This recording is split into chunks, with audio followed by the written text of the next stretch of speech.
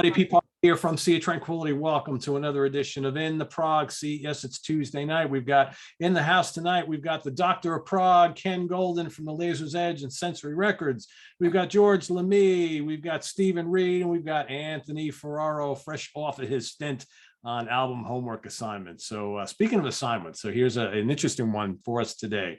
We have been tasked with taking a look at all the prog metal, jazz fusion releases from the early 2000s, 2000 to 2009, and picking five favorites. So we have done that. We're going to start off at number 5. We're going to work our way back to number 1. We're going to go Ken, George, Steve, and Anthony, and myself go round and round until we get to number 1. So, Mr. Golden, what do you got for number 5? So, as I said, for me, this was the decade of the good for prog rock. There was almost no albums that moved the needle for me. There was a lot of smoke. There wasn't much fire. I mean, there were a lot of good albums, but I couldn't come up with anything in the way of prog rock that I thought was a great album. And at least an album that would define the decade. You know, for me, I thought it was a really strong decade for prog metal. That's where all the innovation was going on. That's what was interesting me. I started a label in 97, 98, a metal label, because there were bands these are bands that grew up with Rush and Iron Maiden, but they also grew up with Marillion and Yes, and, you know, all the great 70s bands, and they kind of melded it into something fresh.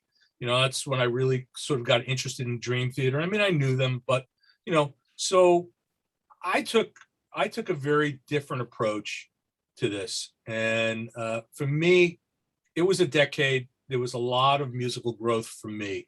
So I don't know, some people may laugh at me saying that, but the albums I'm going to pick are albums that made a very big impact on me on many levels. There's a method to my picks, and I'm sure everybody's going to pick up on it pretty quickly. And, you know, y'all can crucify me if you like later, but but these are albums that I genuinely feel were great albums.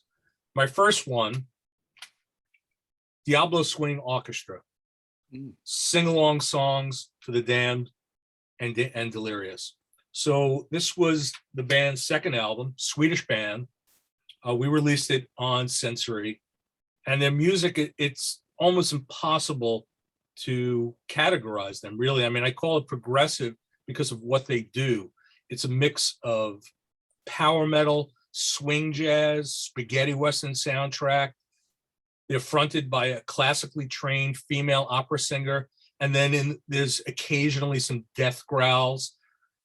Very high energy.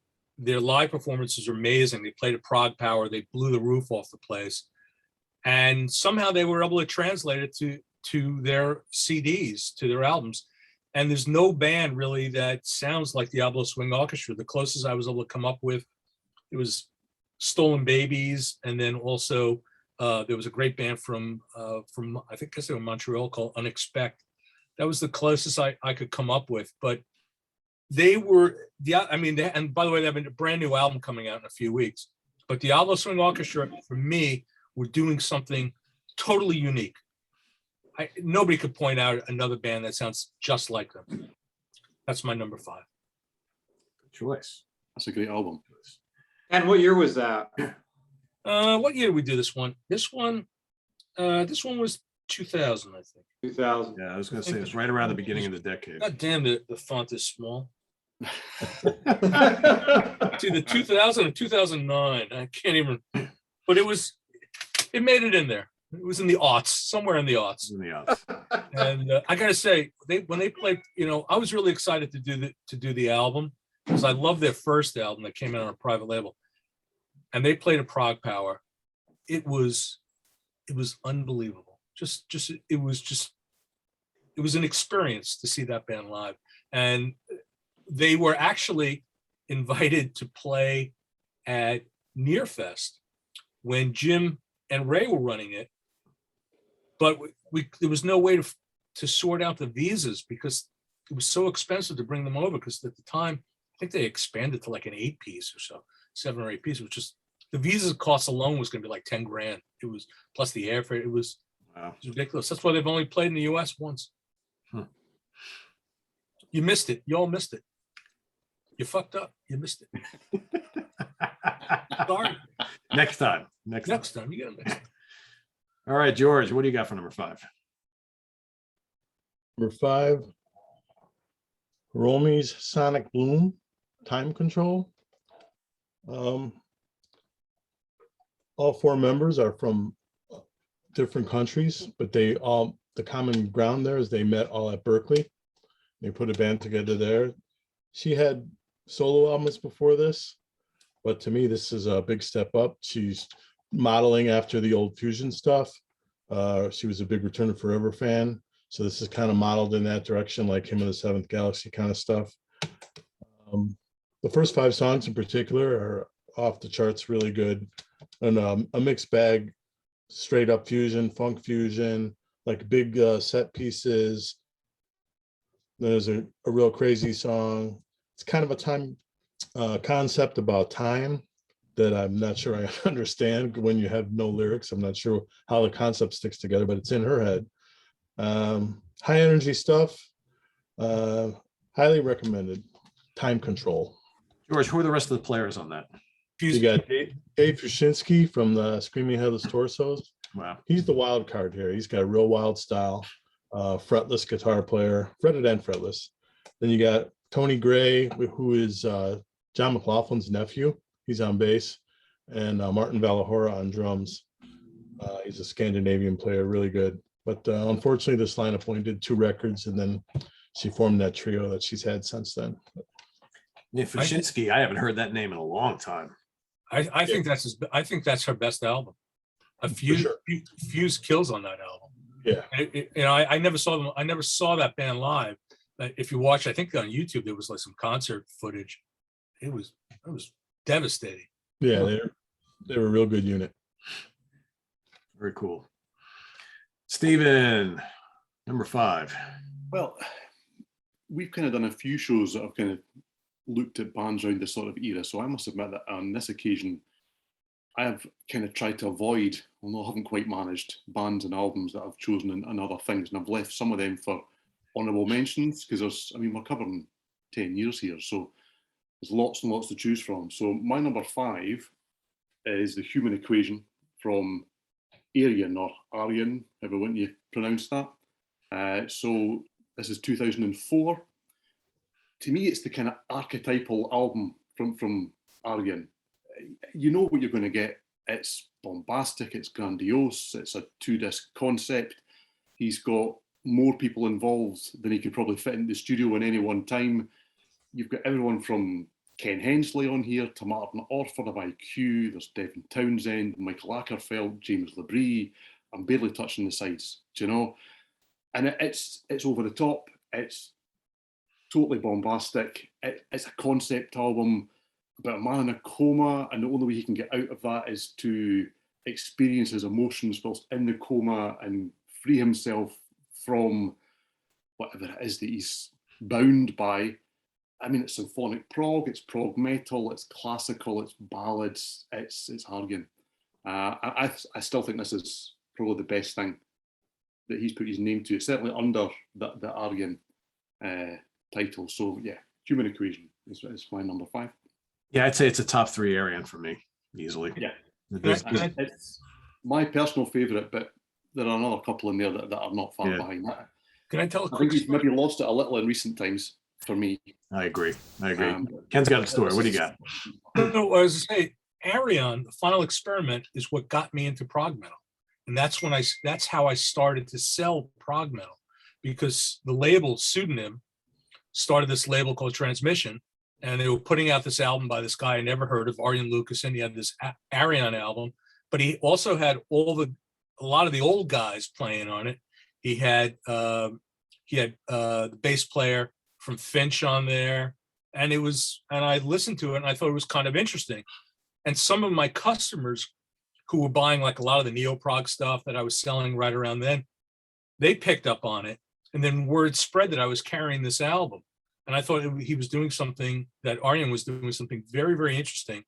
I like the way he fused the old with the new, and it really blew up my customer base actually. And that's when I started to sell Prog-Metal. I had customers saying, "Hey, that was great. Can you get me this? Can you get me that?" And I'm like, "What the hell is it? I'll get it," you know. And I started bringing all this stuff in and started selling. And yeah, I mean, my favorite, just for nostalgia, is the Final Experiment. But man, or Into the Electric Castle. He put a lot of good albums. The storylines, I think, get a little goofy, but after a while, you know. But man, I think, Stephen, you and I have talked many times over the years about how one of the great things about that band or that project, whatever you're going to call it, is how, and Ken mentioned it before, how they perfectly blend like the old school prog rock with the 90s and the 2000s progressive metal, the bombast of that. And I think that's what's so appealing about those albums. Yeah, I don't think that there's much doubt that certainly the sort of things that I'm going to talk about tonight, they're not shy in showing their influences. But the difference with most of what I've kind of looked at is that they do manage to add a little bit of their own spice to that. So you listen to an Arian album, and I don't think there's much doubt that it's one of his projects. He's definitely got a style, and he's definitely got kind of, tricks that he brings to most of what he does. Although across all his projects, there's a variety of different styles. But yeah, he pulls from the 70s. I mean, most of what we talk about pulls from the 70s. Let's be honest. But over and above that, he is capable of kind of expanding upon that palette and not just, aping this band or that band. So yeah, I like that prog rock, prog metal, and it's maybe even more grandiose than that in certain places as well. He uses big choirs and whole banks of things. So yeah, there's a definite, thing that he can create of his own in there. Absolutely. Well, we got our 6 members coming in. So while Chuck is coming in, Anthony, why don't you go with your number 5? All right, my number 5 comes from 2005 when this was released. Blew me away. I played this religiously in the car. I think it's probably, in my opinion, of all their records, probably fits in the top 3 of the band's discography. Dream Theater's Octavarium. What can I say? The title track is immense, bombastic, beautiful. The Root of All Evil, the opening drum track by Portnoy, maybe the best he's ever done. These Walls is fantastic. Maybe LaBrie's finest hour as a vocalist, I think. And another track I really enjoy is the track about 9/11, Sacrifice Sons. I think there's 8 tracks, fantastic.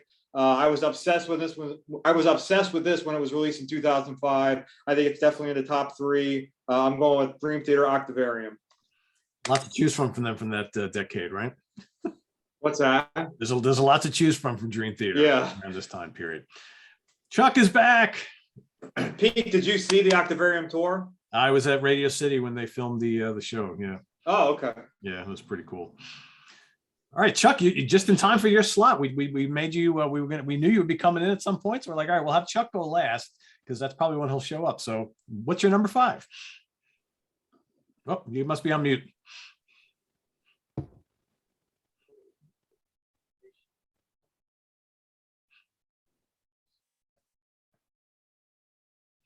Oh, the suspense. Suspense is killing us.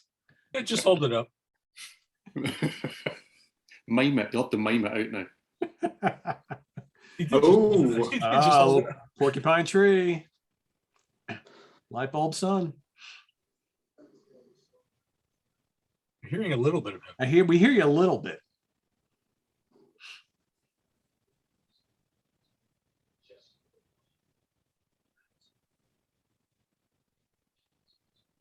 You'll keep working on it? Okay. All right. Well, yeah.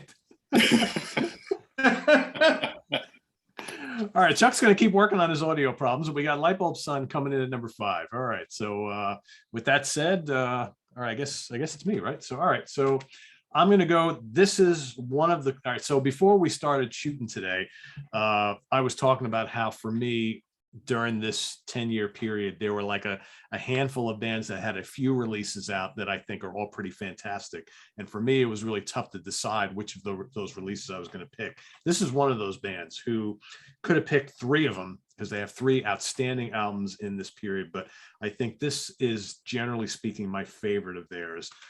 0 Hour, Dark Deceiver. I mean, could have picked Towers of Avarice, could have picked the Specs. I mean, they're all absolute winners. I tend to most of the time consider this my favorite album for them. It's really heavy. It's really complex.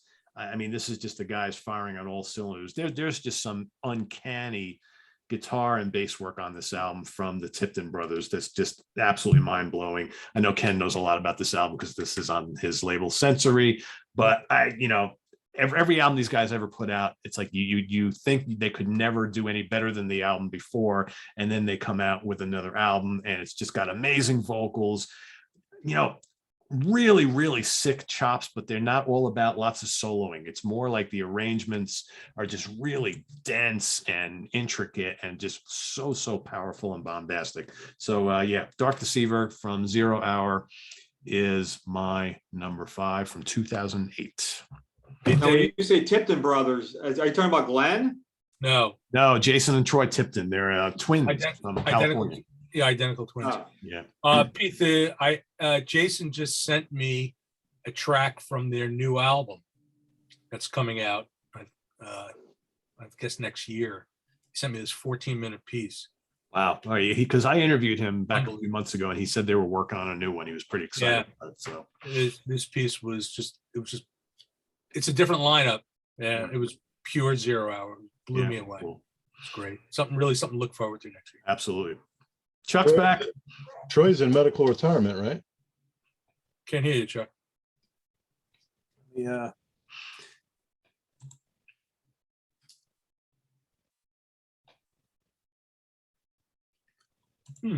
Keep trying, Chuck. Keep trying, Chuck. Let me, I'm just going to pull you up on the, see if there's, all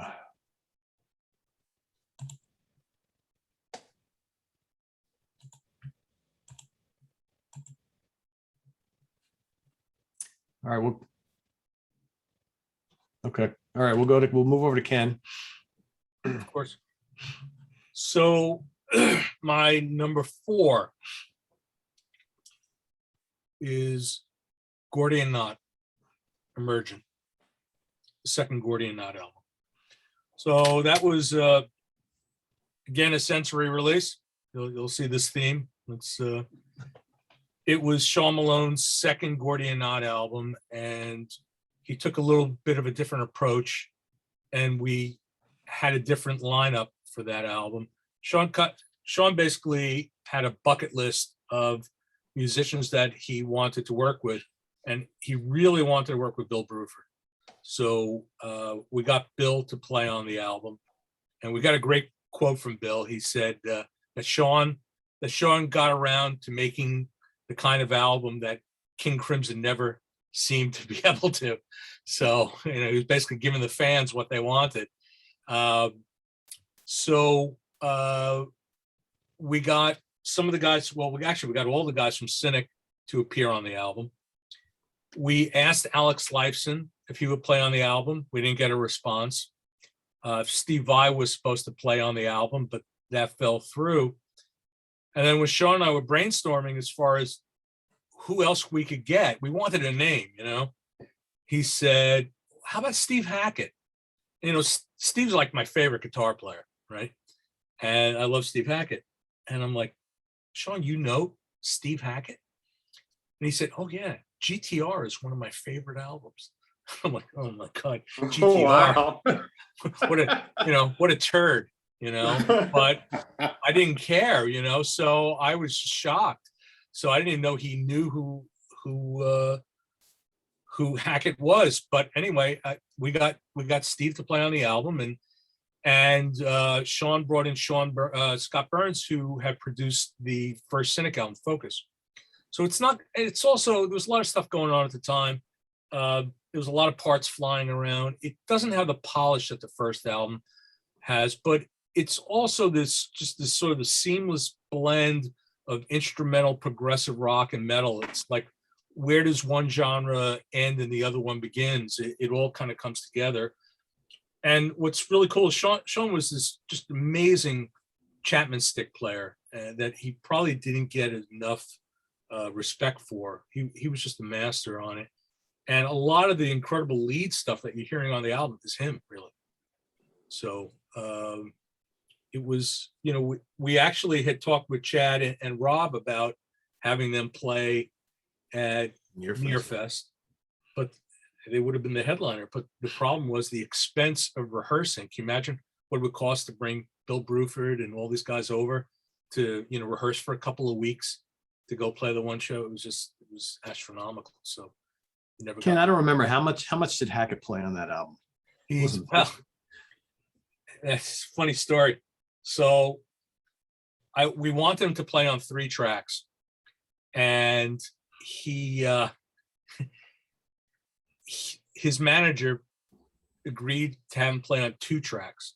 So I said, I tell you what, Sean's gonna send the material, and if Steve is comfortable with it and he likes it, please have him do a 3rd track. And the manager said, yeah, that's fine. That's cool. Well, we chased Steve down for months and months and months. And finally, when we got the tracks, he had only done 2. But what Sean did was he was able to take one of the solos and tear it apart, and we got 3 tracks out of it. Nobody. There you go. Yeah. So that's using your. Yeah. And what's really cool is if you listen to the way Steve plays on that album, it's playing really kind of heavy, and it really fits the music. I think it doesn't. He's not playing like he was playing in Genesis. Let's put it that way. So, yeah, I got to dig that one out. I mean, a lot of these things I'm talking about, they're very personal for me, and I have a lot of insight into them.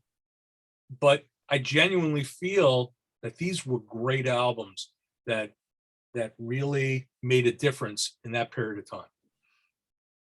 Cool. And did you see Hackett on the Defector tour? I saw him on every tour. I've never missed a Hackett show. Huh? I've seen him 7 times. I mean, I saw him the first time he came to the US. I mean, Which would have been Defector. Yeah. Saw him multiple times, recorded him.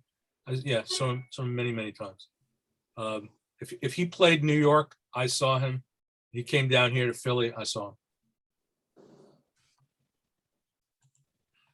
All right, Nice George. guy. Nice guy, by the way. Very nice guy. Yeah, I've interviewed him a couple times. He's always very, very He's a cool dude. Yeah. Cool dude. Oh, one last thing I should tell you.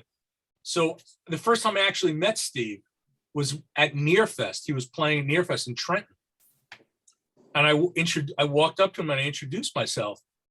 And I said, Steve, Ken Golden from Laser's Edge, Sensory Records. And, we did the Gordian Knot album that you played on. And we never heard from you. And he said, what the hell ever happened with that album? They never gave it to him. Wow. I had to run into the vendor room and hand him copies of the CD. So. Did you do like I did? Because that's when I met him also there. He was having breakfast by himself, and I just walked up and then introduced myself and sat down with him for like 2 minutes. Yeah, I think he was looking for the bathroom, and I stopped him in the hallway. I don't know. No, but he was totally cool and very nice guy. In fact, he had a table because at the time he had Camino Records, so he had somebody setting up selling his stuff in the vendor room, and I gave them some copies to sell also. Cool. So yeah, sounds good. All right, George, what do you got for number 4? This one's kind of obscure.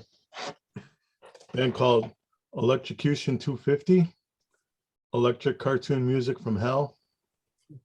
It was a good album. Yeah. I know that.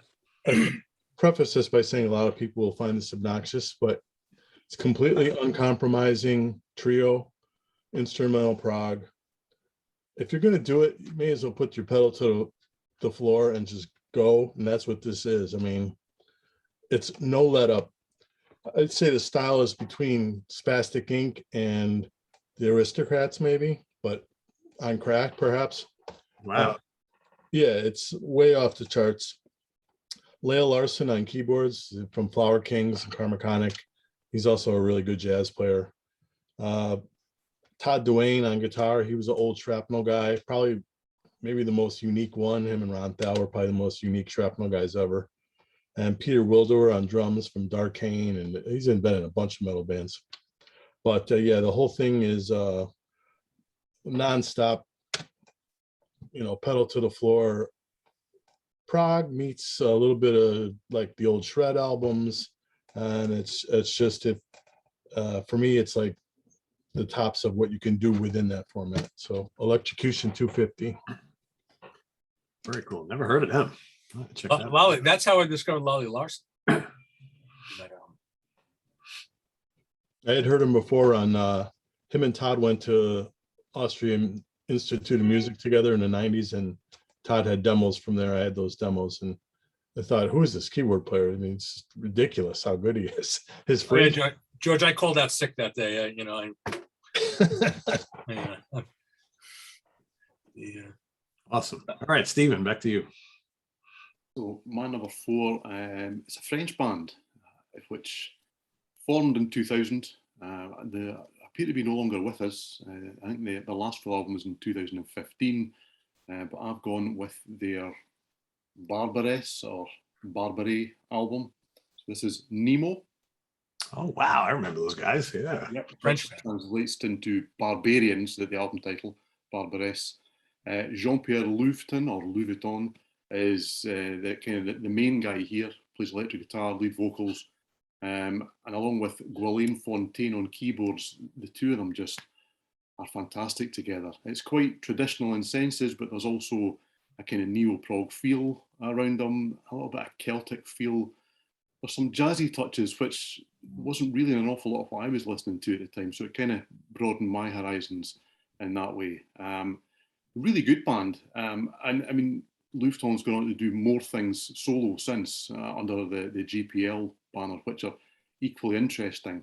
And it's kind of vaguely conceptual. It's, as most of the albums I seem to have chosen are, they're not very happy with the world, and not very satisfied with how it's run. And the last track, which I think is the title track, I mean, it's a 25-minute long just expanse, mainly instrumental. There's vocals across the album. They sing in French. I really don't have a problem with bands singing in their own language. I find it very believable, and even though that it's kind of conceptual and therefore I can't understand it, you can understand the emotion behind it, and that works for me. They've got a lot of good albums. This is probably one of my favourite 2 or 3. So yeah, Barbary by Nemo, great album. Very cool. I remember that well. Anthony. All right, my number 4 goes back to 2006. A Canadian band, Saga Trust. I remember getting this when it first came out. Back to the Shadows, That's How Far She Goes. The title track, Trust. The ending tune, On the Other Side, just fantastic from track 1 to track 11. I mean, I've heard a lot of Saga, and I think this is the best record they've done since the 80s. I mean, it was outstanding. Too bad they didn't come to the US and tour, but right when I started playing this, it was like balls to the wall right out of the gate. Just fantastic upbeat music with fantastic harmonies and typical fantastic vocals by Sadler. So I'm going with Saga Trust from 2006. Great album. In fact, they played, Ken, I think you were at that show. They played a show at BB King's in New York City. Me? Like, yeah, weren't you? I've been to BB King's, but I've never seen Saga. There was a Saga, maybe it wasn't you that was there. Anyway, they played at BB King's like in either 2009 or 10 or something like that. And it was like their big return to New York City in like a million years. I do remember that though. In the middle of the summer, it was hot as all hell outside. And I went down there, I went and interviewed the band backstage, and like 50 people showed up. And the band was so disheartened. BB King's was a death trap. Oh, yeah. I was there. That's where I saw the Tubes. I saw the Tubes there. Yeah, it's maybe and Chuck saw the Tubes there. I think I saw Dream Theater there. At BB King's? At BB King's? I don't know. Maybe it wasn't Dream Theater. Oh no, Liquid Tension was there. That's Liquid. Yeah, okay, that would make sense. Yeah, same thing. Come on. No, not even close. I'm kidding. That Saga album's a really good choice, though. They really kind of refound their mojo around that period, I think. Oh. You know, there's 2 or 3 albums around there that are really good, but you might have chosen the best one out of that bunch. But yeah, I never got really hit their stride. I never got that band. I don't know. No? Oh, Well, I really? like the first 3. I thought the first 3 albums were good. They were kind of good. It was a little too poppy for me. I don't know. Good musicianship though. And Great music. All their albums are very solid, I think. It's okay, Ken. One of my customers is a huge Saga fan. He's a musician and he loves them. And he's always telling me, what great chops these guys have. So yeah, just not my thing. I'm really pumped for that project, Pete, with Sadler and Jason and like the covers thing. Yeah. Oh, that thing could be total badass. I mean, it'll be fun, will they do some original material though? I don't know, but I'd be more. I don't think there's I think it's the whole material. point is to cover all the, to get all the prog geeks out. oh yeah, well they'll go play on the cruise or whatever, the cruise to the edge and yeah. He's a hell of a singer. I'll say yeah. that. Yeah. He's really good. All right, Chuck, do we got the audio fixed? No. No. No. Well, I think we need Chuck to get cue cards. All right, well, Chuck, if you don't mind just showing off your picks, that's Sure, man. fine. I mean, we love having you. Maybe he can mime Yeah, mind them. See if we can guess. charades. We'll play charades.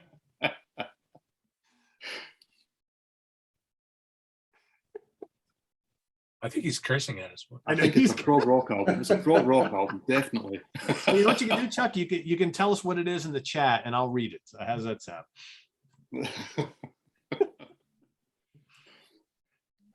Oh, Tool. Tool. Oh. Yeah, good choice. Yeah, Can't hear you, but they're good choices. yeah.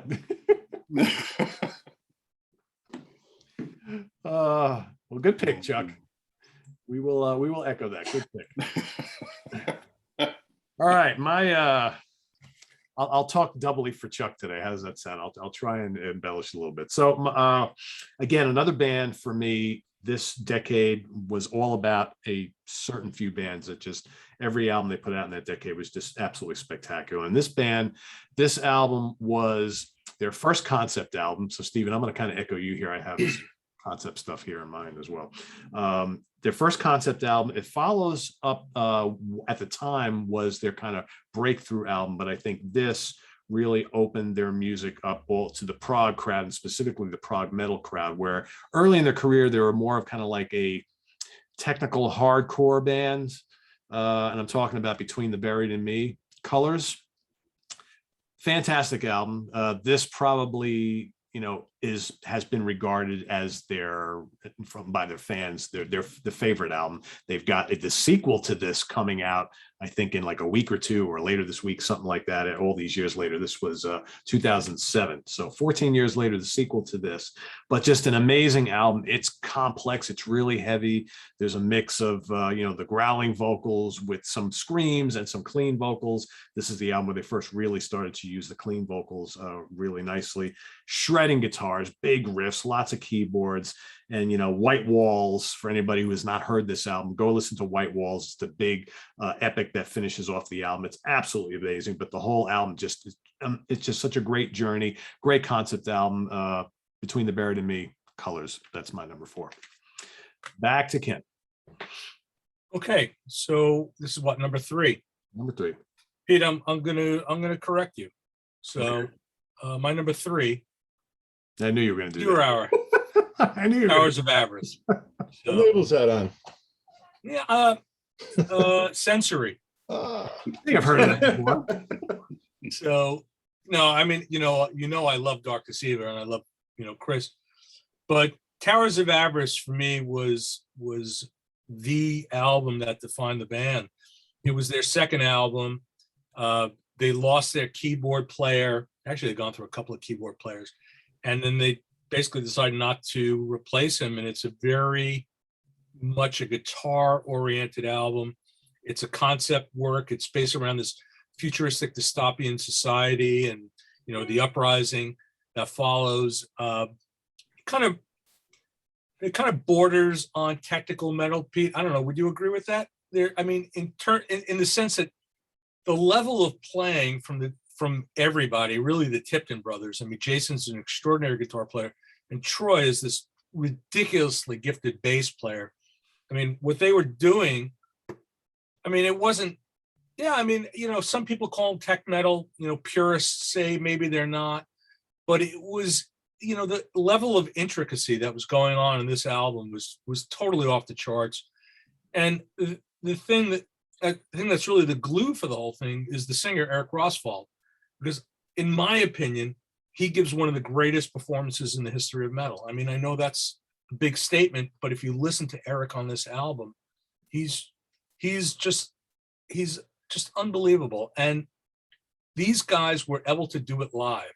So they pulled it off. And if you ever saw 0 Hour live, they were just an extraordinary live band. Unfortunately, I mean, Troy's playing. I mean, his technique put so much damage. He can't play anymore. He had ulnar transposition, and he basically had to retire from playing. But I mean, it's just, yeah. I mean, this was an album that really got me excited about metal. So when these guys, when we did this 2001, when they sent me the demos, it just totally kicked my ass. It was just, yeah, I just had to be a part of it. And I love those guys. They're great people, and they never made a bad album. That was my favorite. I would say technical metal is a great way to, I mean, it's progressive metal, but it's way, I mean, here's the thing. It's really technical, but like I said, when I talked about Dark Deceiver, there's not like tons of soloing. It's just the music kind of like weaves and bubbles and boils. And it's just, it's unlike any other band I've ever heard. And it's actually also melodic. It's not, you know, they don't, yeah. I mean, Eric's vocals performance is just fantastic. So, yeah, I could pick all kinds of tracks in here. Demise and Vestige is just fantastic. Subterranean, yeah, it's just a great record. We're gonna finally put it out on vinyl next year. Oh, okay. So there you go. Cool. That's my number 3. All right, George. Chuck is still working on his audio, so he's going to log off and try again. He thinks it might be an iOS update that's messing with the Zoom. Sometimes that happens. All right, Chuck, we'll see you in a bit. My number 3 is a fusion band from Japan, Fragile 5. Mentioned them on the channel once before, but it bears repeating because this is criminally underseen band, underheard band. It's a power trio, but the guitar player plays guitar synth in parts. It's got 2 songs of guest guitar from Mike Stern, where they're trading off. This is a super consistent. They're a super consistent band. They don't have one album that's not good, and this one I think is the best of the lot. And I wanted to bring them up again because just announced this week the drummer has cancer, and it's metastasized to a couple other organs, so it's probably terminal. So I would like to put it out there as some kind of a tribute. To me, probably the best fusion band of the 2000s. Wow. Those CDs were impossible to get. Yeah, I've gotten them just by stalking the used copies on Amazon, just checking, and waiting for something to be less than $50, you know. I remember back in the day, I just couldn't get them to sell. I think I emailed the band, never got a response from them. They're terrible with business. They never have a social media page, and they just don't do anything. Yeah, but they put out good albums. They do. So. And George, I mean, we've been talking a lot about him lately, but my man Mike Stern just shows up everywhere. It's like every time you blink, he's on something else. It's amazing how busy that guy stays. I saw Mike Stern play with Miles Davis. See? Oh wow, awesome. Yeah. Pier 84. Remember those shows? Yeah, I do. I saw him shortly after he left Miles and put out the first solo album, because he plays down the Village like all the time. He lives right on Christopher Street. So I used to see him play. I saw him play at 55 Grand. I saw him play at 7th Avenue South. If I remember correct, I don't remember if that was a show with Kenny Denard, but he was a good player. Very good player. Good stuff. And then one of the best shows I ever saw Mike Stern was out in Long Island with in Huntington at IMAC, and he had Dennis Chambers on drums. I think Jimmy Johnson on bass. It was just absolutely sick show. Sick show. All right, Steven, number 3. My number 3 is a band from the USA. It's a little self-indulgent because it's the first album I ever reviewed for Sea of Tranquility. And it has stuck with me since 2009. So that shows you how long I've been writing my nonsense for that length of time, long time. So the band is Syzygy, and the album is Realms of Eternity. And as I look at that right next to my beautiful features there, I realise that I still haven't undone what I meant to undo, because the cover is actually that, which is beyond naff. You know, that's how not to sell your album. So because it's actually got some artwork on it and the band's name and the album title on the inside, I just turned it around. You know, it's still. So Stephen, it probably makes sense to spell the name of the band, because people are going to be like, what is that? Syzygy? Because I know it's a weird spelling too. People are never going to be, if they don't know the band, they're never going to know it. Yeah. S-Y-Z-Y-Z, not Z. So S-Y-Z-Y-G-Y. Syzygy. So there you go. Still confused, join the crew. Yeah, so it's not a catchy band name, okay? It's a really bad album cover, but apart from that, what's inside is really good. It's really good. I mean, they're pulling from where you expect. They pull from Genesis, Gentle Giant, King Crimson, but man, they do it well, and these guys can seriously play. There's a lot of instrumental work on this album again. Carol Baldassar is the guitarist, and he also provides a fair whack of vocals. There's 3 songs on it that kind of go beyond the 10-minute mark, and they really stretch out. And cleverly, what they did for those songs was they went and got Mark Boals, or Boals, that had sung for Yngwie, Royal Hunt, Ring of Fire, Willie John Roth, everybody else in the world just about, and they got him to sing on the 3 epics.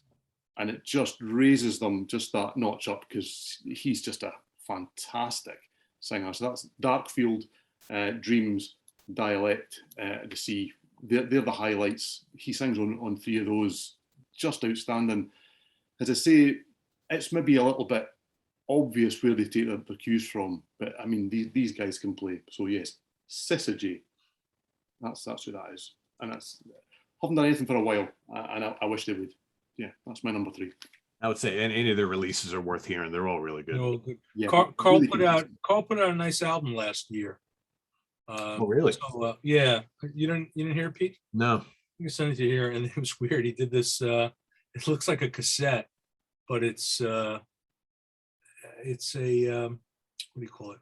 All these crazy computer terms you young guys use. I don't remember how the Young guys. Yeah, he mustn't be talking to any of us. I think it has like a USB port on it or something. And oh, gotcha. he does like. So is it in the same sort of style? No, but it's prog. It's very good. He's a great player. Yeah, it was really absolutely. I'm keen to hear it. I didn't know of that at all. Yeah, I think I'm pretty sure we have copies in stock of it. But yeah, it was different enough, but it wasn't just like Syzygy, but quite nice. So is that actually like a flash drive? I think it is. You know, I don't know. Hold it up. Let's see. It looks like a cassette. It looks like a cassette. Yeah, but there's no tape. It's gotta be a flash drive. Oh wait. Oh wow. It's crazy. See? Carl, one thing about Carl, he's spared no expense. No, it's true, Carl. That is pretty cool. That is pretty cool. See, Yeah, Mr. Reed has got that look on his face, like I need to get. Well, that. yeah, I like physical stuff. Hey, let's try something different. Let's try something different. Let's start the auction. Go ahead. Who goes first? You might be here a while. If you send it to me, I'll tell you if it's any good, and then I'll tell you what my bid is. All right. That's good. All right, Anthony, back to you. What are we, number 3? Yes, number 3. We're going back to 2003. This band comprised of 4 members. This is their second album after the double trio kind of disbanded in 1996 or 95. The Power to Believe. Maybe Adrian Blue's Finest Hour as a vocalist. Eyes Wide Open is absolutely pure, just gorgeous, just insane. It's just so beautiful. Unfortunately, I think they only played it live a couple times during the tour. The trilogy of The Power to Believe is fantastic. Level 5 has been a staple in the Crimson Canon live shows for probably from 2003 to now. They play it all the time. Dangerous Curves is another one. Just a fantastic album. Probably the last album that actually has the moniker of King Crimson on it. So what a way to end. Bob Fripp, we love it. Fantastic. 2003, The Power to Believe, absolutely just mind-blowing. Blue, I'm a huge Blue fan, and I think vocally, this is his finest hour. Just absolute, pure gorgeousness. Finest hour, huh? Wow. Even better vocals than on Discipline? Oh, yeah. Yep. Eyes Wide Open to me is my all-time King Crimson. It's my all-time favorite King Crimson tune. Wow. Okay, cool. Mm. Hey, Chuck.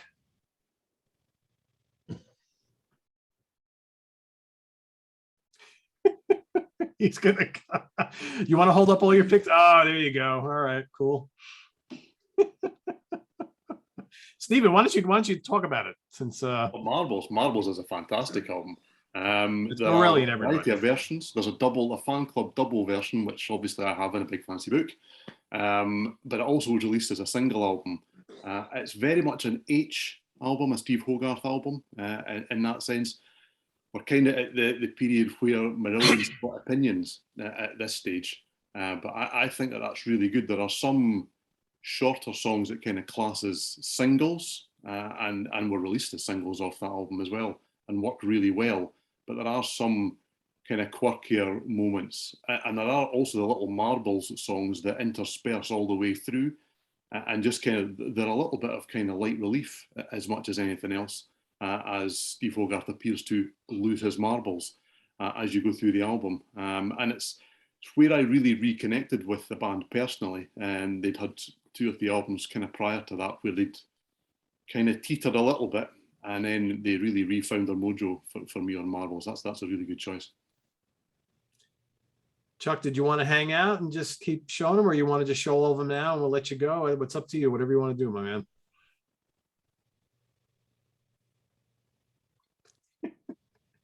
I can see the frustration on his face. Number 2. Oh, IQ. Well, there's another band where you could have chosen a variety. I was going to say, yeah, albums from that decade for them. Yeah. So, yeah, I mean, I've got them elsewhere, not actually in my 5, but yeah, I mean, a really consistent band through that period. There's a great mix of kind of modern prog from that era, but also taken from the more kind of classic stage as well. And funnily enough, it's not really seen as a kind of purple patch, but when you go back and look at the catalogue, what they did during the 2000s was quite outstanding. Really consistent band as well. Really good. I agree. And what do you got for number 1? Little Ekelund, Cowboy Poems Free. There you go. The little band from Pennsylvania. I was not going to pick that.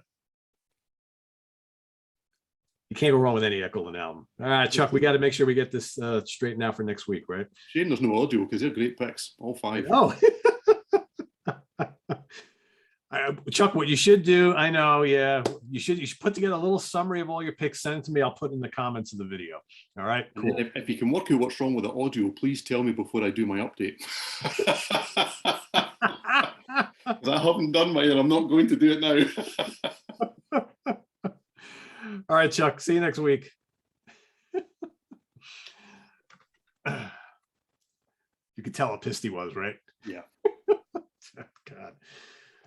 And that's happened to me before, so I totally feel his pain. All right, my number 3, again, another band that I could have picked. There was one other that was kind of close, but they have a few in this decade. But I think for me, I've always really gravitated toward this album. And for some people, this album is a little bit too heavy and too uncompromising for them. But that's what I like about it so much. I love the songs on it. George knows where I'm going, right? I do, yeah. Yeah. Train of Thought from 2003, Dream Theater. No, not. Oh, what did you think I was going with? Symphony X. Well, stay tuned. I thought you were going with Vapor Trails. Oh, no. George, hold that beer. I love this album. I remember when this first came out, everybody's like, oh my God, it's so heavy. This is like Dream Theater's Metallic, like Master of Puppets album or something like that. You know, now all these years later, you listen to this album, it's still just as progressive and Dream Theater-ish as all their other stuff, but it is pretty damn heavy. In the Name of God, As I Am, This Dying Soul, I mean, Endless Sacrifice, so many great songs. I saw them on this tour. They were absolutely spectacular. It was at the theater at Madison Square Garden. And I don't know, I just totally dig it. I think they all sound immense. The riffs from Petrucci are great on here. Portnoy's drums, Myung's bass, Rudess, Labrie. I mean, I love it. Just a great album. It's not my ultimate favorite Dream Theater album, but it's a top 3 easily for me. So that's my number 3. Well, Back can I invite some hate mail for myself then? Yes. And say that really by the time that we got to this decade for Dream Theater, I'm bored. Oh, really? You know that? Yeah, and I know that's 2 albums have been chosen now, and I had them both, don't have them now. The first 4 albums for me, gold, and after that. So Wow. Okay. I mean, tried again and again and again with them, and I just can't get there. Just cannot get there. You know, I've talked to plenty of people who feel the same way. So I think Dream Theater is one of those bands you either love them or you don't. And that's just I did love them, and now I don't. That's the truth. Yeah, well, it's hey, I've stayed with them all these years. You know, I like them. A lot of people like Images and Words and Awaken, but then they kind of lost. They feel like they kind of lost the plot a little bit as they moved on. Those early albums, I think, are more immediate, and I think that's what people really like. They're very tuneful. I think they're still a very melodic band, but I always got the impression that they spent more time crafting the vocal melodies those first couple albums, where now it's more about the music and the vocals kind of come later, which, you know, some people like that about it, right? But I don't know. I still find lots to love on most of these albums, and you know, there are some that are much better than others, obviously. Pete, did you like them more when Jordan joined the band, or did he make a big difference for you? He seemed like more of a player to me than like Kevin Moore. Oh yeah, More of a chops guy.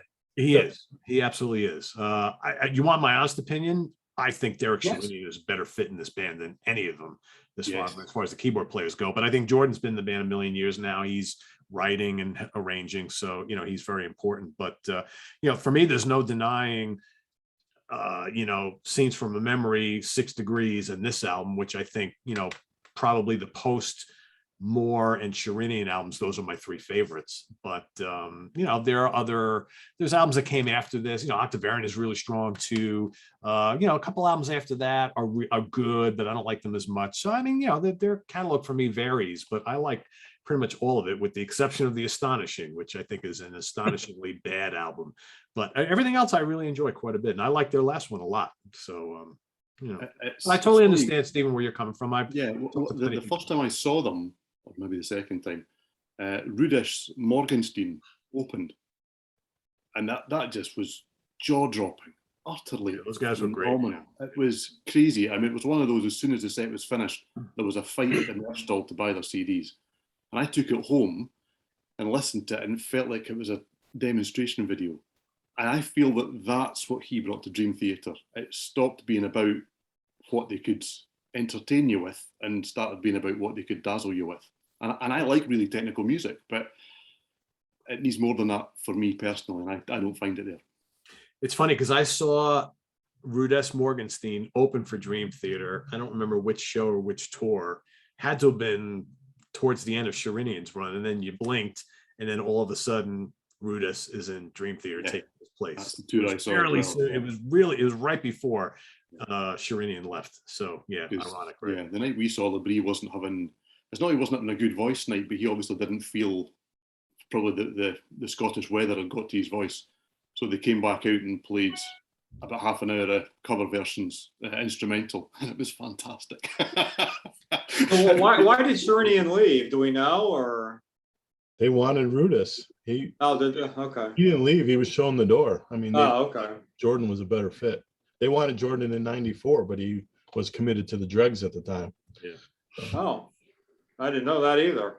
I Yeah. saw the last show with Sherinian at the Chance in Poughkeepsie. It was like a Christmas, it's right before Christmas, and they did like this whole goodbye to him. He already knew he was leaving, and so they did like a whole Christmas theme show with lots of covers and a big, emotional goodbye to Derek, but which was pretty cool. So, Scenes from Memory is my favorite. Mine too. my favorite too. Yeah, Oh, yeah. It's just where it all just kind of came together somehow, yeah, that's an immense Just all the album. parts fit. All the parts fit.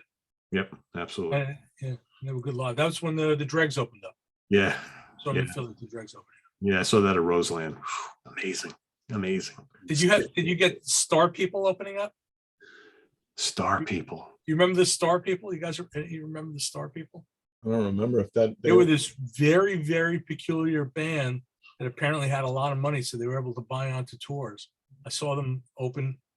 I saw them open for Ozric Tentacles, and the guy came out. He was like a crooner. I mean, he was like he was like sipping a martini while he was singing. It was terrible. It was very strange, very terrible.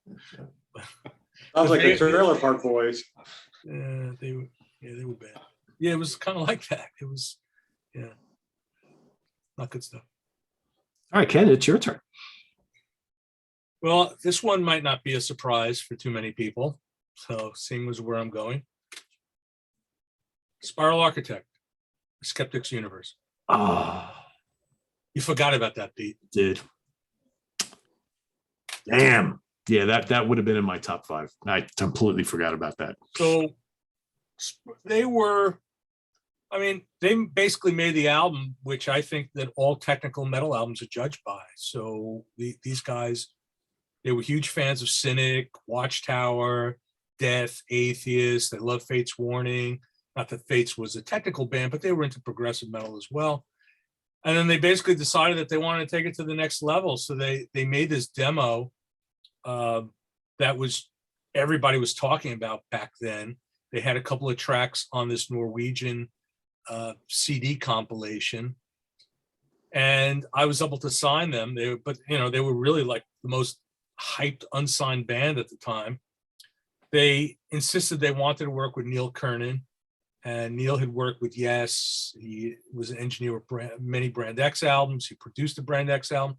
He worked with Mahavishnu Orchestra. He produced Queensryche Rage for Order, Judas Priest Unleashed in the East. Worked with everybody, and he was basically their only choice. He understood what they wanted. Neil was doing a lot in the metal world, working with Nevermore and Clay People and all kinds of other bands, and he pulled together this very difficult recording situation, and he through basically chaos. It's kind of hard to, without getting into all the history of what went on. I was there.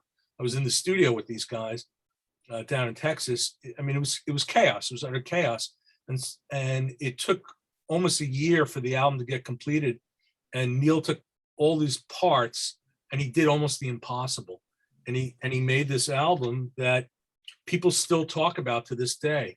They had talked about doing a second album forever, and it didn't happen. And I think it got to the point where they decided better off not to do a second album, because whatever they do will be judged against this.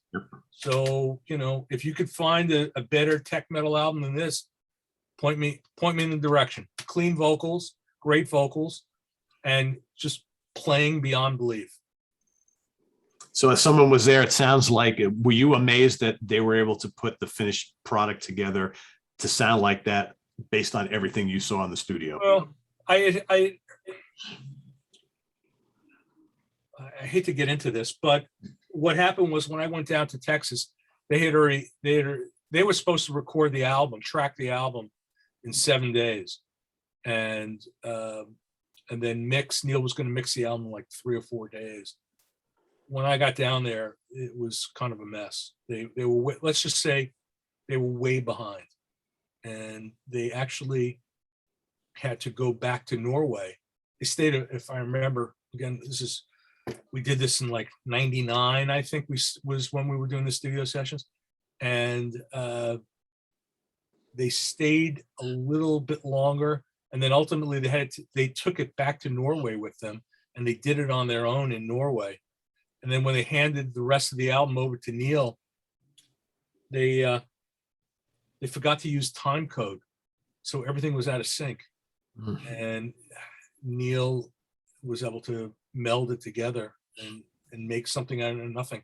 You know, we could never. The album was literally pulled together in the mastering studio, so it was a mess. It was a fucking unbelievable album. Yeah. Oh yeah. Yeah. You know, just an album. I have so many memories of this, and you know, they only played a handful of shows. I got to see them play at Prog Power, and someplace here I have a soundboard tat of it.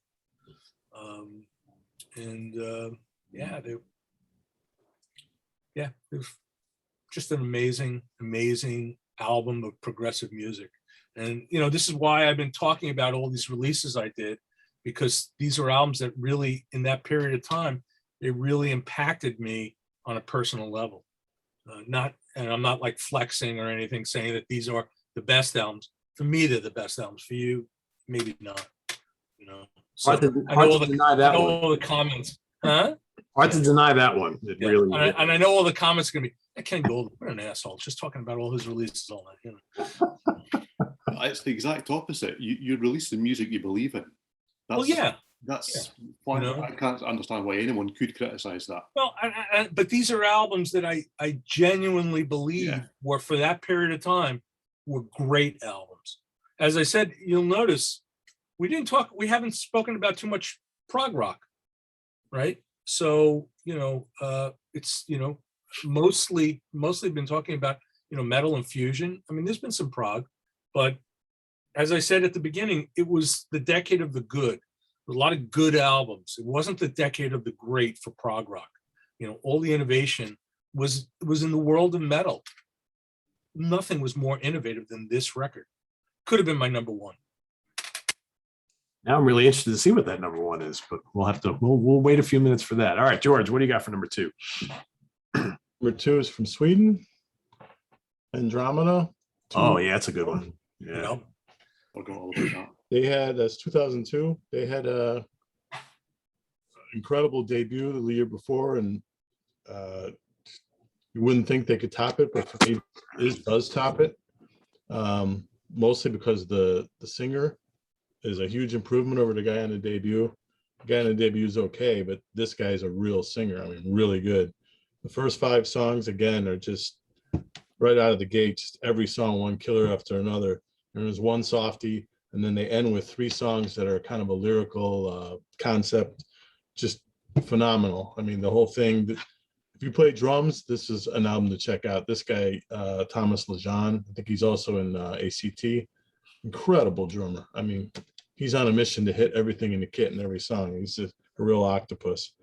The guitar player too is just incredible. It actually may have toned down a little bit from the debut because he's crazy on the debut, but just the songwriting really came together on this one, and they never topped it in my opinion. So 2 = 1. George, are they still together? They're on hiatus. They have an issue, and you know, I can't really, shouldn't say, but yeah, it's they're waiting on one of the guys in the band to get things together, and it's just never happens. Been a long while. Yeah. Come on, George, give us the dirt. Come on. One guy's not ready to play. Let's put it that way. Yeah. Yeah, I would say that's a 4.5 out of 5 on the softy scale, right? Yeah, just one tune. But it's still good. Yeah. Yeah.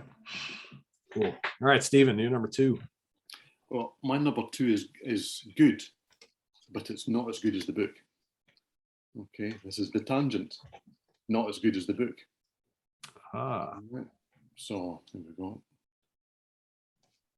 So kind of UK-based band that seems to evolve from album to album. The Tangent, I could have chosen a variety of their albums from this decade as well. This is maybe the best album that they've done. It's Andy Tillison's group, realistically, who's car mechanic and a whole lot of different things as well. Parallel or 90 Degrees, he's also part of. This is a double CD. The first CD is fantastic. The second CD is just off the hook. It's just ridiculous. It's 2 songs split across the album. 4 Eagles, 1 War, which is 21 minutes. And then the full gamut, A Travelogue, which is just under 23 minutes. And it's a kind of ahead of its time supergroup or mini supergroup, because you've got Tillotson, Guy Manning is here playing guitar and a variety of different things. Jacko Jaksic, who has gone on to greater things since this stage. Jonas Reingold, Flower Kings, and then Jamie Salazar on drums. I mean, it's a phenomenal set of musicians, but every lineup he puts together is a phenomenal set of musicians.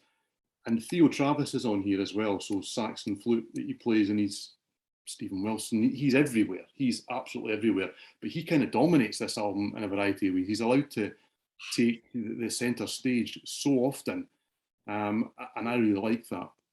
The other thing I really like about the Tangent is they do change from album to album, but they immediately sound like the Tangent. You know exactly what band you're listening to. And Tillotson is a vocalist who splits opinions. He's one of these guys that talks in tune. He's never going to be the best singer, but man, can he tell a story. And his lyrics are biting and they're cynical. They make me smile for all the right reasons in the wrong way. And I really like that about him. And I mean, this actually comes, it's not as good as the book, but it's got the book. There is a book of short stories with it. And like, it's just a thing of beauty. It's a labour of love. It's a great album. That's the Tangent. It's not as good as the book. Look at Steve showing off there. Steve, what year is that? Is that 2001? Pardon? Is that 2001? That one is 2008. 2008. Oh, okay. 2008 is where you are with that. They're a pretty unique band. They don't really sound like anybody else. I mean, they have a nice jazzy flair to their music, which is I always heard like a Canterbury. Yeah, I taught that exactly. Yep. Yeah. No, that was that jazz thing that you're talking about. Yeah. I really feel that they are just a vehicle for a guy to tell his stories. So, you know, he's not, I mean, there's like a kind of rough concept here, fun enough, disillusionment with the world, but it's more his world view as opposed to any fanciful story. He's not telling you stories and he's not kind of making things up. It's just he thinks the world's pretty shit. He tends to write an awful lot about it. But it's storytelling music as much as anything else. And I really like that. It really connects with just the whole way that he puts it together. They're a band that a lot of people don't like for those same reasons, but I really do. Cool. All right, Anthony, number 2. Pete, I gotta say, for all the videos and themes and topics we've done, this might be the first one we've done where I don't think there's gonna be any duplicates, because I know nobody's gonna have this one. My number 2, going at the start of the millennium, 2000. This was born out of, I think, the Open Your Eyes session. Squire and Sherwood, Conspiracy from 2000. I'm a huge Squire fan. Days of Wonder, Lonesome Trail, Violet Purple Rose. Just when this came out, when this was coming out, I was excited to actually get another Squire album where he was going to dominate the vocals, and boy does he ever. And he and Sherwood, I think, really do a nice job together with the harmonies. But to hear Squire do some solo vocals on an album, you had me in. I was in. So Conspiracy, which was the band for Billy Sherwood and Chris Squire from 2000. Yeah, great singer for sure. He's missed. It's one of my favorite ones involving Sherwood as well. And it's ironic how much they worked together back then, and then really kind of took his place, right? So made sense. All right, George, we're going to revisit what we talked about before now. So my number 2, released in 2007. So this particular band had some great releases all throughout the 2000s. Amazing ones. And I had like 3 of them. And I'm like, all right, which one do I pick? Do I pick the earlier one, which is the big concept album, perhaps? Do I pick the other one, the one that comes after the one I'm going to pick, which had the big epic title track that I love so much and a lot of other really good songs? Nah, I decided to pick the one in the middle, which I think is the heaviest out of the 3 of them. And I just can't get enough of this. This is heavy, kick-ass progressive metal as only Symphony X can do. Paradise Lost, amazing album, killer production. I mean, this album just like explodes with fury. I mean, Jesus, like it's got Serpent's Kiss, Paradise Lost, Eva's Seduction, Set the World on Fire, The Walls of Babylon, Revelations. I played this album so much when it came out. This was, I think, my favorite album of 2007. If it wasn't my favorite, it was number 2 or number 3. I don't remember exactly, but absolutely amazing. Symphony X, who, for my money, since that second album, have just gotten better and better and better with every album, and they can continue to get better and better. And I can't wait to hear their new one. So yeah, that's my number 2, Paradise Lost. Back to Ken. Was that the album that had the like the feathers or something like that, like a pop-up feathers Yeah, on the inside? yeah, I got that version. Yeah, we used to call it. Yeah. We were selling that. We used to call that the Flaming Chicken Feathers album. That's what we saw, yeah. And yeah, it was a pain in the ass. Yes, it is. They took a they made it. I guess, did the Odyssey come before that? Yeah, That's where, for me, they made a stylistic change. They just kind of got heavier, more power metal, a little less progressive metal. I'm a fan of the band, but we talked about it, I guess, previous. I guess I like, for me, I like, Damnation Game and Divine Wings of Tragedy, stuff like that. 5. Twilight's great too. Yeah, they were, yes, yeah, they were. Yeah, I like all their albums. I'm not that big on the very first album, but everything else. Well, nobody likes the first album because, but I don't. And what are they doing now? I mean, they got another one they're working on. So apparently, I guess not this year, but maybe next year. They've been working on it for a while. okay. Yeah. All right, it's me, my number one. Number one. All right, so Dun, dun, dun, dun, dun. so we leave the Sensory label, and we jump over to Laser's Edge. Riverside. Oh, Riverside. Out of Myself. So that was kind of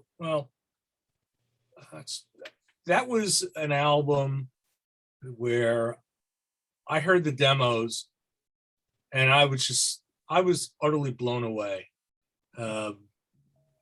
It's an album. It's a very, to me, it's the way it strikes me. It's this very emotional musical journey.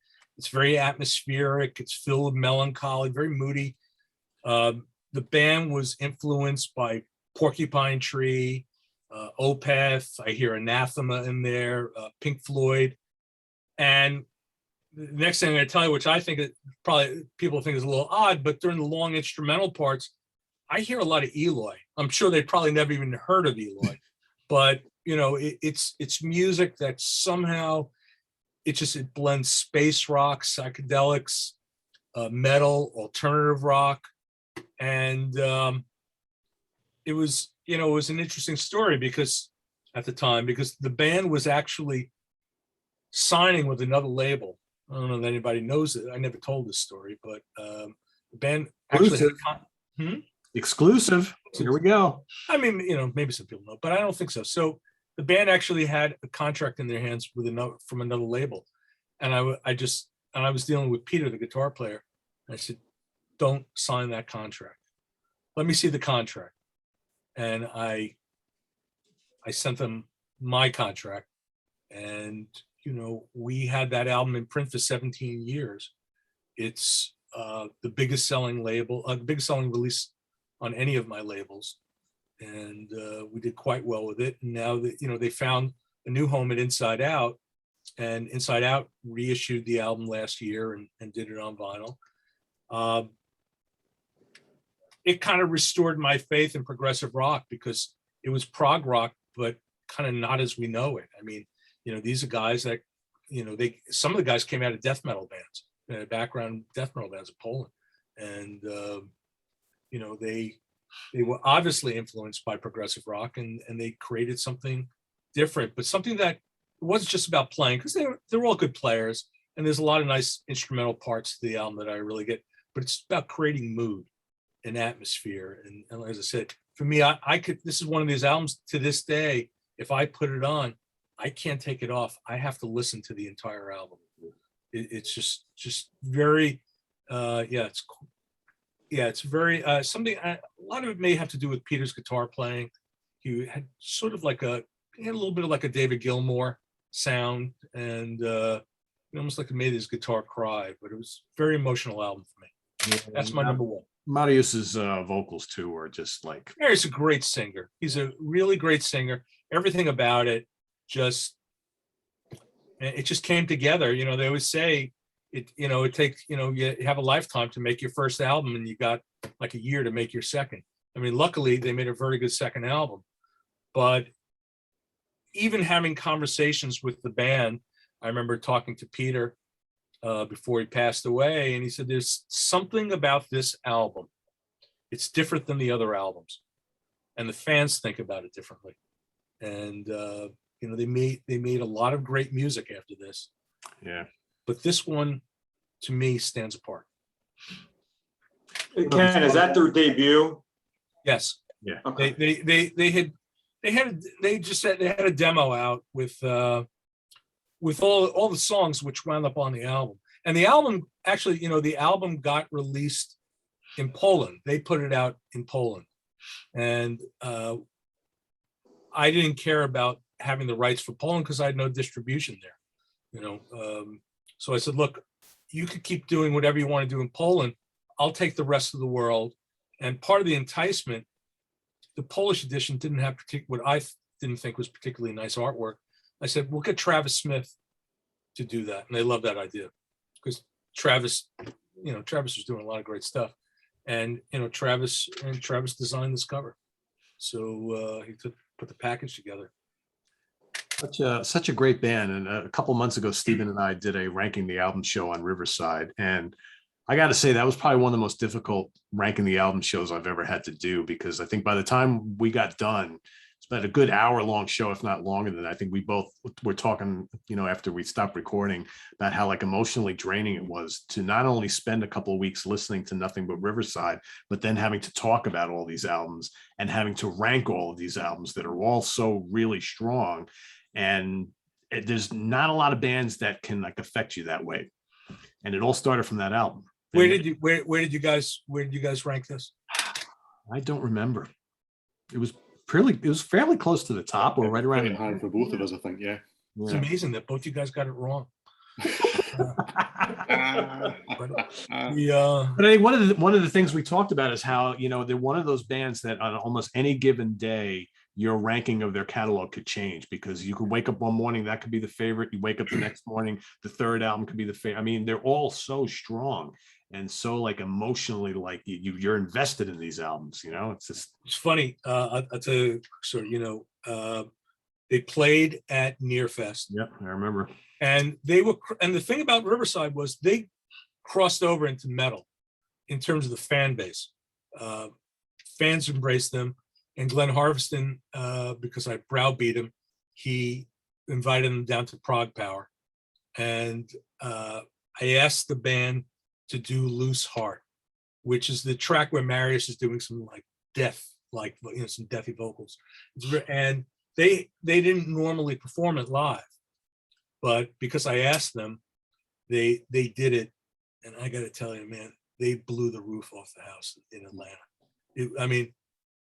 When you talk, when all the the Prog Power community, it's a little insulated. It's the same people that you see a lot of the same people every year. It's more of a religion than anything. It's a very social thing. And they talk about the great performances. And there are a lot of great performances of Prog Power. They always come around to Riverside, mentioning Riverside.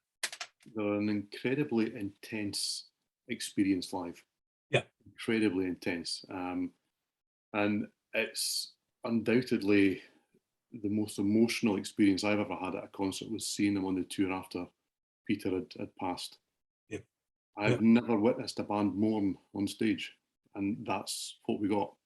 And the connection between band and audience was on a level that I'll never experience again. I'm getting chills even thinking about it. It was so powerful. To be able to go out and do that was just on another level. They connect. They have a way, and it's their music. They have a way of connecting with their fans. Yeah. And it was funny. saw them, of course, I saw them every time they would come around, and which wasn't often, but they would come around. And they were booked to play at Roxy and Duke's in New Jersey, which was a small club. And it was funny that they took a lot of the seats out. It's mostly tables and chairs. It's, you know, kind of like a saloon. And the vast majority of the audience were locals from the Polish community. Wow. So you saw all ages in there, and they all knew they were all singing the songs. They all knew the lyrics. Yeah, it was kind of weird. It was kind of fun, and it was really cool. And it was a great show to see Riverside playing in really, you know, kind of a small room that holds a few hundred people. Yeah, that was great. I saw them the last time they came around with the new guitar player. Yeah. They played in Philly. They played at World Cafe. They were great. You know, the earlier music resonates with me more than the newer stuff, but Yeah, I've Still, seen I'm them a twice fan. with a new guitarist, and they're still incredible.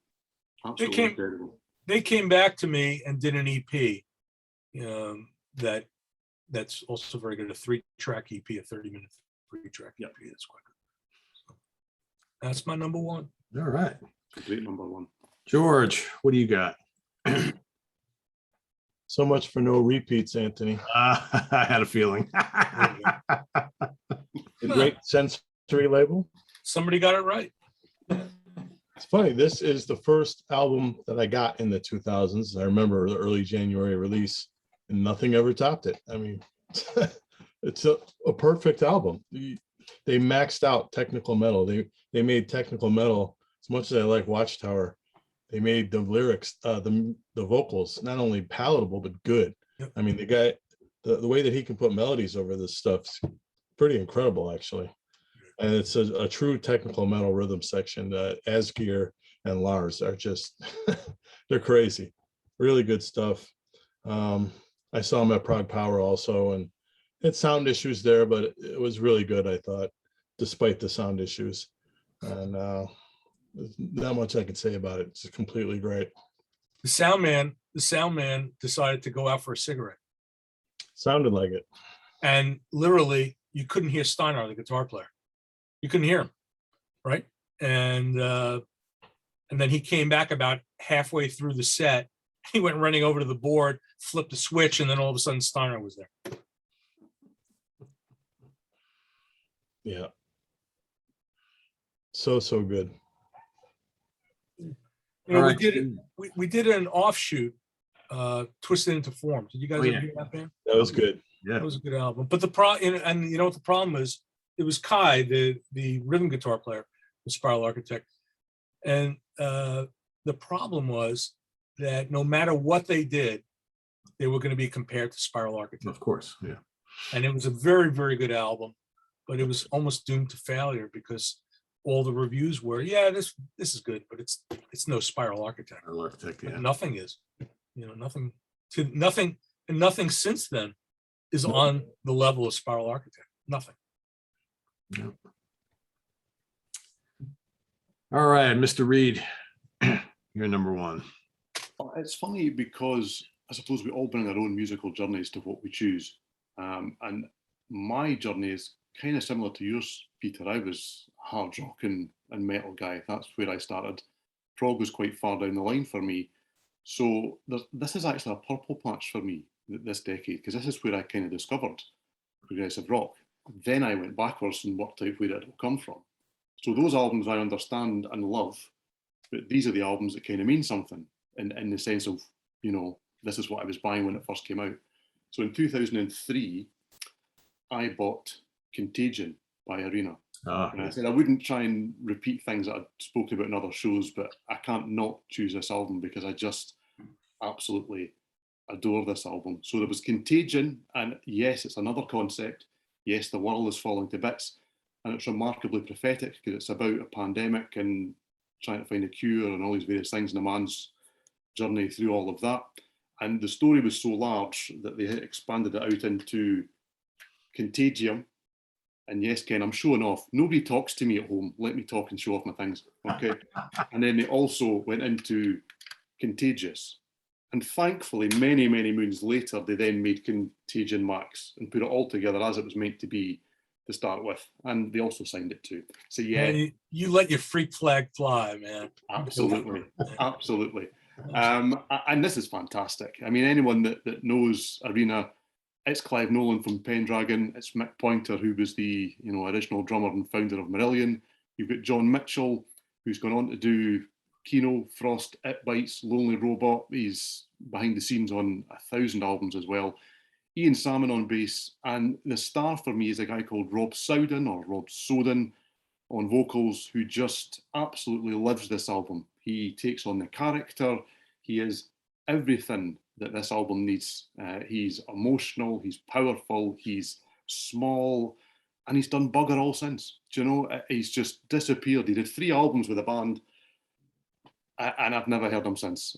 And it's just absolutely phenomenal. And he provided one of the most pained live experiences I've ever seen, because I saw Arena on this tour, and they played in a venue which at that stage was called the Renfrew Ferry. It's now called the Ferry because it literally was a ferry. So it used to be in Renfrew, and they actually moved it to the other side of the river so that it was in the city centre of Glasgow. So as Arena played, he started the show like this, and then the tide went out and we all finished the show like that. Okay, and by all, I kid you not, I mean the 17 people that were there. Okay, so you've got a band who are playing fantastic neo-prog, giving it absolutely everything, and you've got a singer who is dressing up in top hats, and he's got canes, and he's playing all these roles. At the end of every song, you get... And it was painful. They were so good that they deserved an absolutely rammed venue, and there was just nobody there. And I read their online blog, as bands did back then, and they even said that the sandwiches were garbage. So it was not a good thing, and they've never come back to Scotland since. However, they are coming back, or they were coming back, but COVID has pushed that back to next year. I already have tickets, so they are being stored away and kept and cherished. And please, Arena, if you're listening, play lots of this album. It doesn't really matter, I like all the albums, but this one's fantastic. My favourite album from this era, one of my favourite albums, love it. What's the least amount of people you ever saw at a show? The least amount was for a band called Senescence, who were an Irish band who sounded something like Megadeth. And I had reviewed their album and went along to review the show. And I took a friend and we were on the guest list. We didn't pay. There was 3 bands on the bill. The first 2 were young acts, local acts. Okay, so the first band come on. There's maybe 20 people in this venue, which holds a couple of hundred. They left. They were that young that their parents came and picked them up, took them home because they probably had school the next day. Okay, and you realise that half of the audience there was there for the first band. Okay, and the second band comes on. They're not much older. They come off stage. Some other people leave, and by the time that the main band come on, there's me, my friend, another 4 people who are there reviewing the show, so none of us have paid, and the support band. There was nobody else in the venue. They were great, by the way. They were really good, really good. I felt compelled to buy a CD at the end of the night because, I mean, you know, I was not even paying, and I mean, they actually ran off stage and sold me the merch because they had nobody to sell the merch. I think I could top that. Go on. I saw Flark, the Dutch band Flark. They played at the Bottom Line. They were booked by the Flark North American Fan Club. There were more people on stage than there were in the audience. I'm not kidding. Now, I could be wrong because I used to go to the Bottom Line a lot, but as I remember, Annie Haslam was one of the people sitting in the audience. I could be wrong. I may have Annie mixed up with another show where I just sort of remember her sitting there, like in the center table in the Bottom Line, in a very empty room. And Flark, they were troopers. They played an incredible show as if the room was packed. And they canceled the late show because they didn't sell any tickets. Wow. It was Doesn't it? It happens. It's crazy. Yeah. It happens. Morgable, the guys in Morgable told me, I think it was when they played outside Atlanta. They played in like Georgia or something, and they played to the wait staff. I think they said they sold the CD to one of the waitresses. Oh man, that's a band that should never happen to. Man, they're so good. Jeez. All right, Anthony, number one. My number one. Now, at the time when this was released, I had no idea who the band was. But a couple of years later, a buddy of mine turned me on to one of their earlier albums, and then I kind of went back forward and kind of obsessed about them, bought all their stuff, and In Absentia from 2002, maybe Porcupine Tree's finest hour, in my opinion. Enter Gavin Harrison. Even the extra tracks that they did on this are just fantastic. The first 4 tracks, Blackest Eyes, Trains, Lips of Ashes, Sound of Music, maybe the first four consecutive songs that I think are brilliant in the year 2000s. Absolutely fantastic. This is the deluxe version where they actually have a cool hour documentary of the making of the album. I know Stephen Wilson had talked on camera saying that they thought this was going to be it. He also complained about the songs that they released probably were not the songs they should have released. They should have probably released Trains or Lips of Ashes, but that's another story. But In Absentia, 2002, Enter Mr. Professor, number 3, Gavin Harrison. In Absentia, my number 1 from the year 2000s. Good choice. Anthony, what do you give me for this DVD audio version? For as much money as I spent at your store, you should give it to me for free. How about that? What's your name again? Who are you?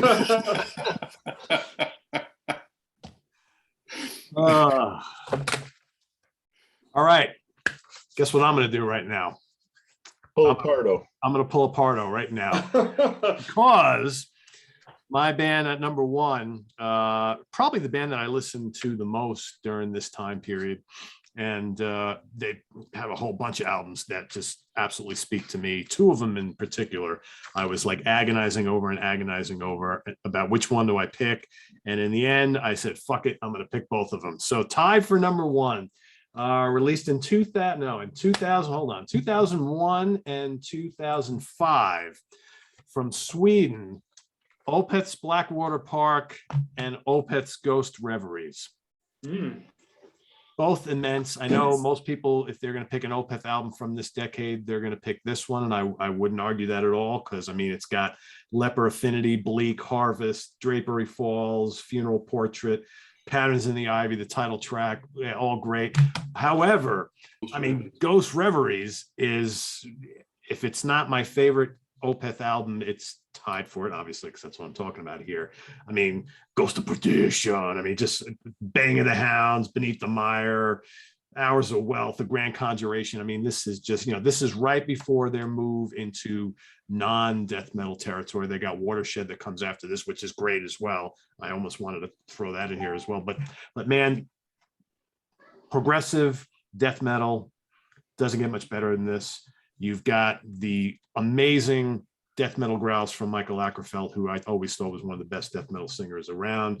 His clean vocals are outstanding, as everybody knows who has listened to recent Opeth. It's complex. There's lots of great acoustic guitar interludes, great electric guitar work. The rhythms are fantastic, and the songs are just so moody and progressive. It's folky, it's death metal-y, it's proggy. It's just amazing. So yeah, my tie for number 1. Blackwater Park and Ghost Reveries 2001-2005 Opeth. There you have it. Outstanding. Anybody got any honorable mentions they want to rattle off? I got a stack. I know you do. Of course you do. Hey, come on. Getting quality time here. There you go. We love you, Ken. All right. First one, Cynic, Trace in Air. Yeah, it's great. Yeah. Had I not gone with my theme night, this would have made my number 5. This was tough. I mean, they did the improbable. They reformed after all the years after Focus, and they made a great album. Yeah. In some ways, I actually like it better than Focus. The vocals are cleaner, better production. They're just more seasoned. I think it's a great one. And I think that was the tour I saw them live. Saw them once or twice, and they were They fantastic. played in New York City. They were amazing. Yeah. I Sort think of that's Philly. Irving I gotta- Plaza, I think. Is that Irving Plaza? I think. Could have been. I saw him. I saw him at the Trocadero in Philly. Okay. So and what's it called? Scale the Summit opened up. Yeah. Another good young It was man. probably the same tour.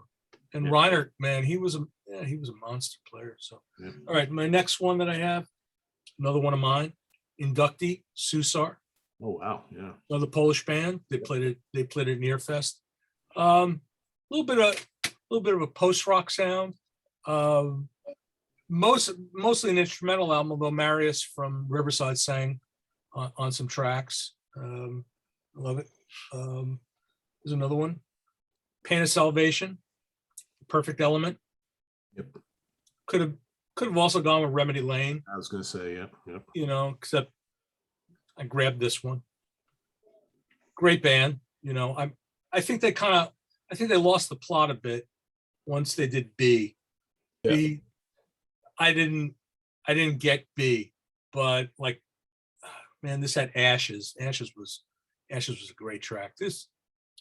They were fantastic, and you know, I remember seeing them at J.J. Kelly's in Chicago, and at the very first Prog Power, and they were just insanely great. Yeah. Their first like 5 or 6 albums, or at least 5 are really, really good. Like I said, once B, I didn't get it. They lost me.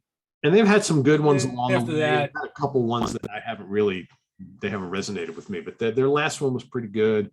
But yeah, I think Perfect Element and Remedy Lane. I- are probably high I points. actually love Entropia, the first one. Oh, that's so- great. Concrete Lake is great. Concrete Lake. Yeah, went out by the Concrete Lake, but it didn't. You know, it was '90s, Yeah. so that wasn't my directive. That was not the prime directive. Yep. So next one I got, Symphony X 5. They shared a cover with Spock's Beard,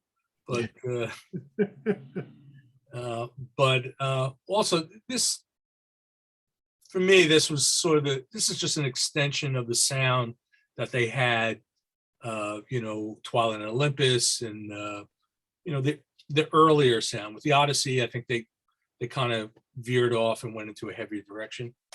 And then I had, you know, I did this for Anthony. You know, I did Porcupine Tree in absentia. I thought he would have been proud of me. Instead, he ridicules me.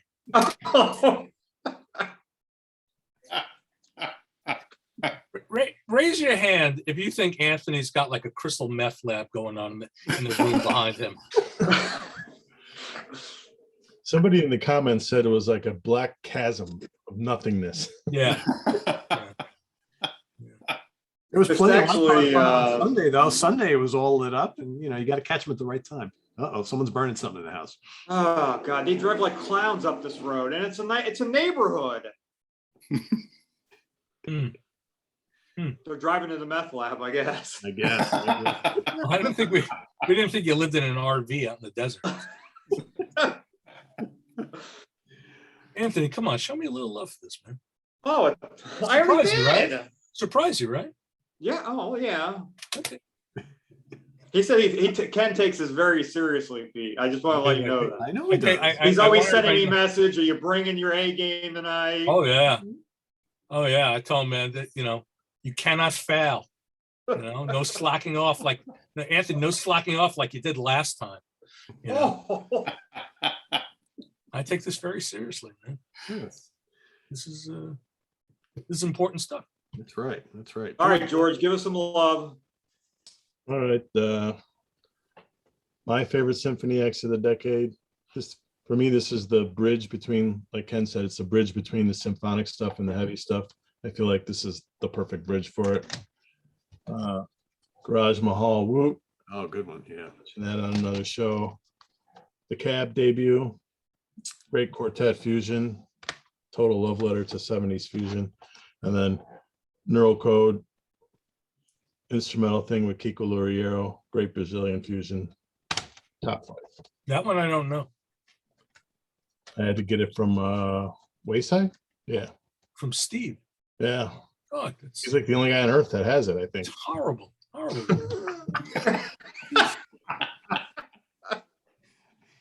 It's like a dagger in my heart.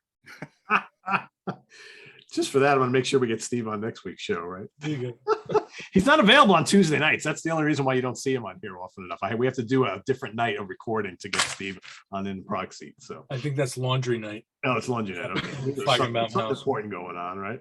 Yeah. Steven, what do you got? Watching Wheel of Oh, Fortune. well, I've got the short list and I've got the long list. So let's work through what I've got on disc here. So Threshold, Critical Mass. Oh yeah. Yeah, great band. Marius Duda's other project. So we've got Lunatic Soul. There's the debut, which is really good. You know, can I interrupt? You know which Lunatic Soul I think is really good? Impressions, the instrumental one. Yeah. That's a very different album. Sorry. Very different. I like the most recent one a lot as well. Yeah. That's really good too. Something lighter, no pun intended. Lightspeed, Waves. That's, you won't approve, Ken. It's quite poppy. IQ, who've had a mention. So I've got Frequency. I've also got Dark Matter. That's a good album.